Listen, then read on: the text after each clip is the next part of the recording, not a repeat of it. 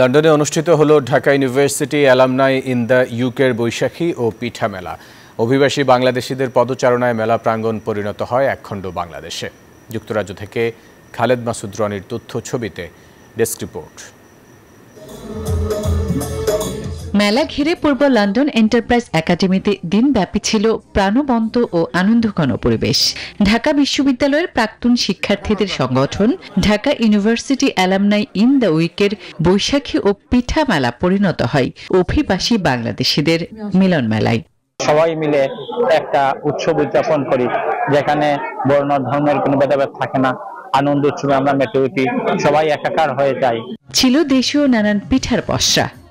আমরা আসলে নানা ধরনের প্রোগ্রাম করে থাকি আমাদের বিশ্ববিদ্যালয়ের সেই স্মৃতিগুলোকে ধরে রাখার জন্য এবং আমাদের মধ্যে পারস্পরিক সৌহার্দ্যটাকে বৃদ্ধি করার জন্য। পরবাসী বিশ্ববিদ্যালয়ের প্রাক্তন শিক্ষার্থীদের গল্প আড্ডায় মেলা প্রাঙ্গণ পরিণত হয় একখণ্ড বাংলাদেশে। এখানে আমরা প্রতি বছরই করি, এইবারও করছি, আর অনেকে আসছেন। এটা একটা আনন্দ মেলা, সবাই মিলে যে ট্র্যাডিশনাল বাংলাদেশি পিঠা আছে সেগুলো আমাদের ফ্যামিলির সবাই বানিয়ে নিয়ে এসেছে। শেষে ছিল মনোজ্ঞ সাংস্কৃতিক অনুষ্ঠান। Desk report, news 24।